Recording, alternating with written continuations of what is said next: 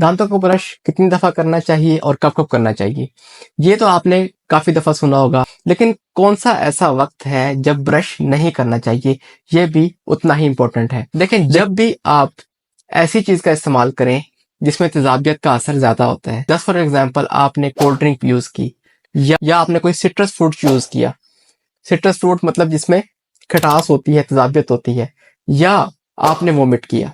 جب بھی آپ ایسی کنڈیشن سے گزریں گے تو آپ فوراً برش نہیں کریں گے، بلکہ ایسے عمل میں 40 سے 45 منٹ کا گیپ ڈالیں گے۔ اس کی وجہ یہ ہے کہ جب ہم سافٹ ڈرنک لیتے ہیں اس میں تیزابیت ہوتی ہے، یا ہم نے کوئی سٹرس فروٹ کھایا اس میں تیزابیت ہوتی ہے، یا خدا نخواستہ آپ نے کسی وجہ سے وومٹ کیا، آپ کو الٹی آئی، اس کے اندر بھی تیزابیت ہوتی ہے۔ تو جس وقت منہ کے اندر تیزابیت کا اثر زیادہ ہوتا ہے، اس وقت آپ کے دانت ایک طرح سے بھرنے کا عمل ان میں تیز ہو جاتا ہے۔ ایسے کنڈیشن میں جب ہم فوراً برش کرتے ہیں تو برش سے جو رگڑ پیدا ہوتی ہے وہ دانتوں کے لیے نقصان دہ ہوتی ہے۔ تو ایڈوائز یہ کیا جاتا ہے کہ جب بھی ان ایسی چیزوں سے آپ گزریں جس سے منہ کے اندر تیزابیت بڑھ جائے، جیسے میں نے ابھی ایکسپلین کیا، تو اس کے بعد آپ کم از کم 40 سے 45 منٹ منہ کو دیں، تاکہ منہ کا جو انوائرمنٹ ہے وہ دوبارہ سے بیسک ہو جائے، نیوٹرل ہو جائے، ایسیڈک نہ رہے، تیزابی نہ رہے۔ کیونکہ جب وہ تیزابیت ختم ہو جائے گی تو اس کے بعد جب آپ پیسٹ کریں گے، برش کریں گے، تو پھر ایشو نہیں آئے گا، کیونکہ دانتوں پہ گھسنے کا عمل ریگولر ہو جائے گا۔